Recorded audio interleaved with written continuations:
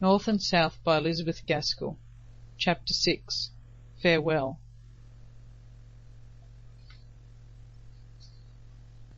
Unwatched the garden bough shall sway, the tender blossom flutter down. Unloved that beech will gather brown, the maple burn itself away. Unloved the sunflower shining fair, ray round with flames her disk of seed, and many a rose carnation feed, with summer spice the humming air. Till from the garden and the wild a fresh association blow, and year by year the landscape grow familiar to the stranger's child. As year by year the labourer tills his wonted glebe or lops the glades, and year by year our memory fades from all the circle of the hills. Tennyson. The last day came. The house was full of packing cases, which were being carted off at the front door to the nearest railway station. Even the pretty lawn at the side of the house was made unsightly and untidy by the straw that had been wafted upon it through the open door and windows. The rooms had a strange echoing sound in them, and the light came harshly and strongly in through the uncurtained windows, seeming already unfamiliar and strange. Mrs. Hale's dressing-room was left untouched to the last, and there she and Dixon were packing up clothes and interrupting each other every now and then to exclaim at, and turn over with fond regard, some forgotten treasure in the shape of some relic of the children while they were yet little. They did not make much progress with their work. Downstairs Margaret stood calm and collected, ready to counsel or advise the men who had been called in to help the cook and Charlotte.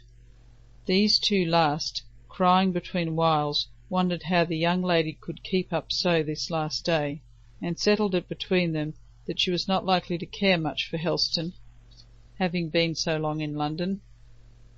There she stood, very pale and quiet, with her large grave eyes observing everything, up to every present circumstance, however small.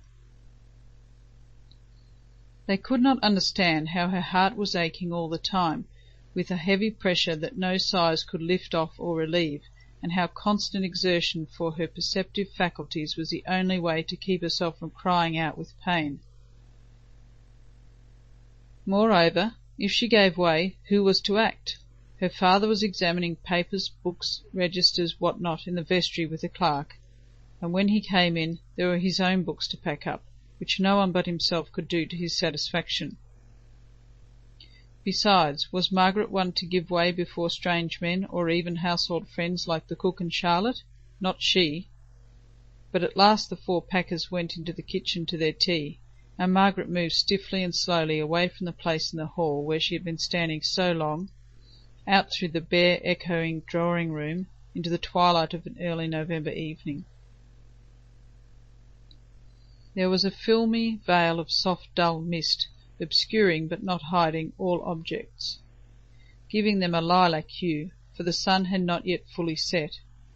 A robin was singing, perhaps, Margaret thought, the very robin that her father had so often talked of as his winter pet, and for which he had made, with his own hands, a kind of robin house by his study window.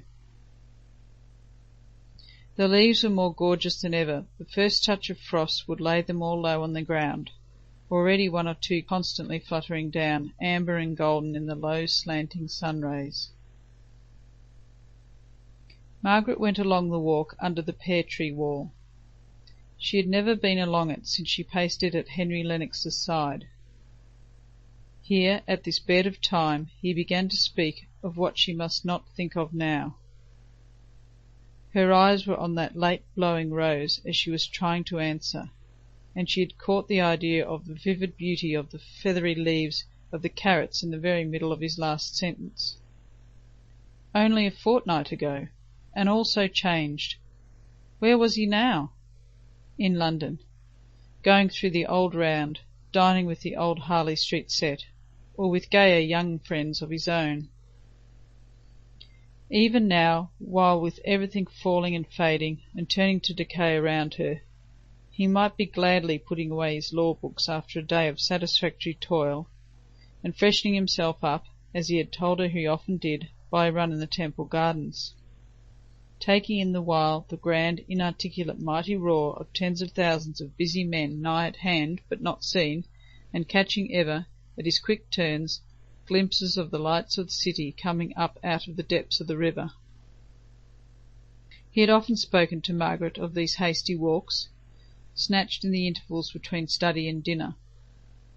At his best times and in his best moods he had spoken of them, and the thought of them had struck upon her fancy. Here there was no sound. The robin had gone away into the vast stillness of night. Now and then a cottage door in the distance was opened and shut, as if to admit the tired labourer to his home, but that sounded very far away. A stealthy, creeping, cranching sound, among the crisp fallen leaves of the forest, beyond the garden, seemed almost close at hand. Margaret knew it was some poacher. Sitting up in her bedroom this past autumn, with the light of her candle extinguished, and purely revelling in the solemn beauty of the heavens and the earth, she had many a time seen the light, noiseless leap of the poachers over the garden fence, their quick tramp across the dewy, moonlit lawn, their disappearance in the black still shadow beyond. The wild, adventurous freedom of their life had taken her fancy. She felt inclined to wish them success. She had no fear of them. But tonight she was afraid. She knew not why. She heard Charlotte shutting the windows and fastening up for the night, unconscious that anyone had gone out into the garden. A small branch, it might be of rotten wood, or it might be broken by force, came heavily down in the nearest part of the forest. Margaret ran, swift as Camilla, down to the window and rapped at it with a hurried tremulousness which startled Charlotte within. "Let me in, let me in! It's only me, Charlotte." Her heart did not still its fluttering till she was safe in the drawing-room, with the windows fastened and bolted, and the familiar walls hemming her round and shutting her in. She had sate down upon a packing-case. Cheerless, chill was the dreary and dismantled room, no fire, nor other light, but Charlotte's long, unsnuffed candle. Charlotte looked at Margaret with surprise, and Margaret, feeling it rather than seeing it, rose up. "I was afraid you were shutting me out altogether, Charlotte," said she, half smiling, "and then you would never have heard me in the kitchen, and the doors into the lane and the churchyard are locked long ago." "Oh, miss, I should have been sure to have missed you soon. The men would have wanted you to tell them how to go on. And I've put tea in master's study, as being the most comfortable room, so to speak." "Thank you, Charlotte. You're a kind girl. I shall be sorry to leave you. You must try and write to me, if I can ever give you any little help or good advice. I shall always be glad to get a letter from Helston, you know. I shall be sure and send you my address when I know it." The study was all ready for tea. There was a good blazing fire and unlighted candles on the table.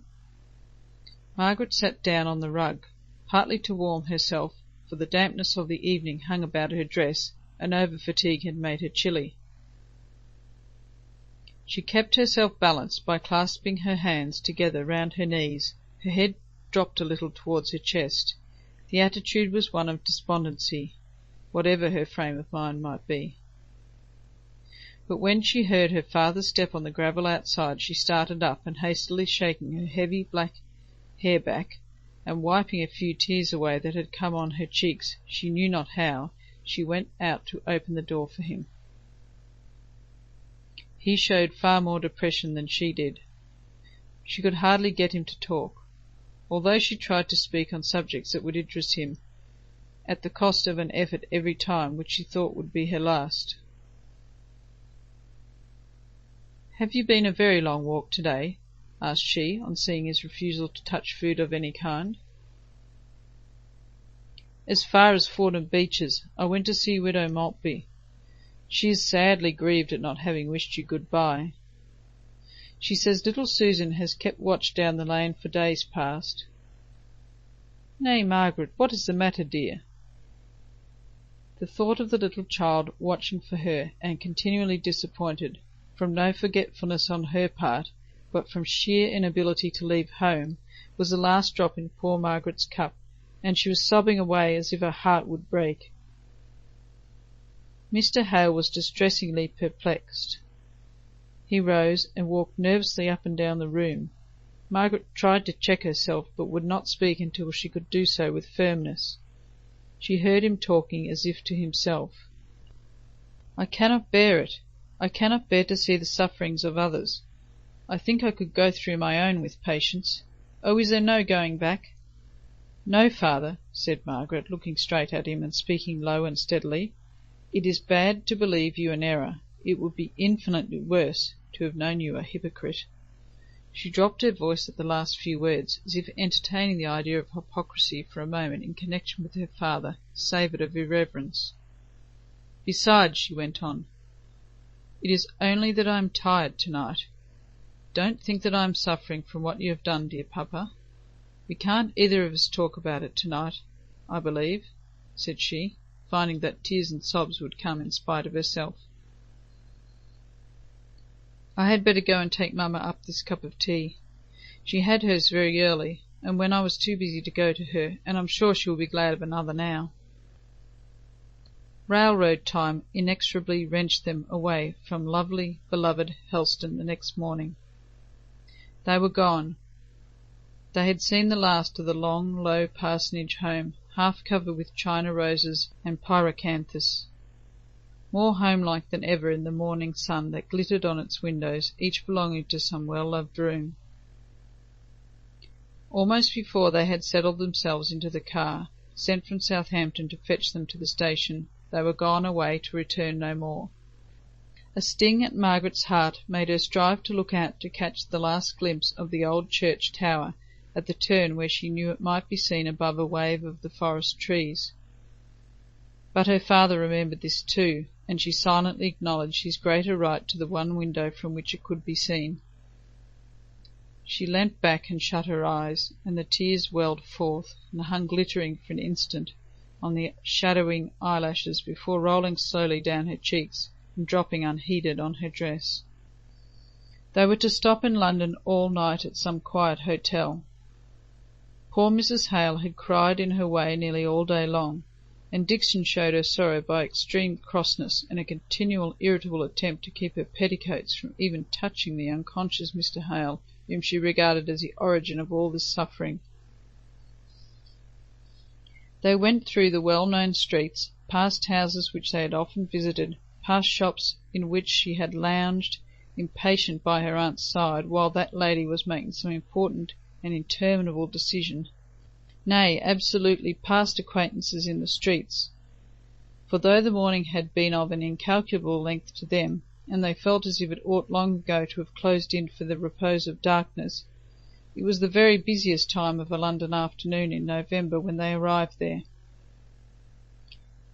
It was long since Mrs. Hale had been in London, and she roused up, almost like a child, to look about her at the different streets, and to gaze after and exclaim at the shops and carriages. "Oh, there's Harrison's, where I bought so many of my wedding things. Dear, how altered! They've got immense plate-glass windows, larger than Crawford's in Southampton.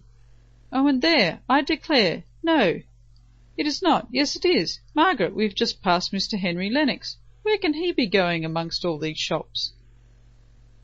Margaret started forwards, and as quickly fell back, half smiling at herself for the sudden motion. They were 100 yards away by this time, but he seemed like a relic of Helston. He was associated with a bright morning, an eventful day, and she would have liked to have seen him without his seeing her, without the chance of their speaking.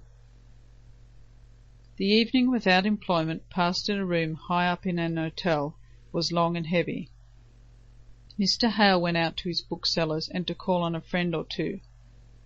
Every one they saw, either in the house or out in the streets, appeared hurrying to some appointment, expected by or expecting somebody. They alone seemed strange and friendless and desolate. Yet within a mile Margaret knew of house after house where she, for her own sake, and her mother for her Aunt Shaw's, would be welcomed, if they came in gladness or even in peace of mind. If they came sorrowing, and wanting sympathy in a complicated trouble like the present, then they would be felt as a shadow in all these houses of intimate acquaintances, not friends. London life is too whirling and full to admit even an hour of that deep silence of feeling which the friends of Job showed when "they sat with him on the ground 7 days and 7 nights, and none spake a word unto him, for they saw that his grief was very great." End of chapter 6.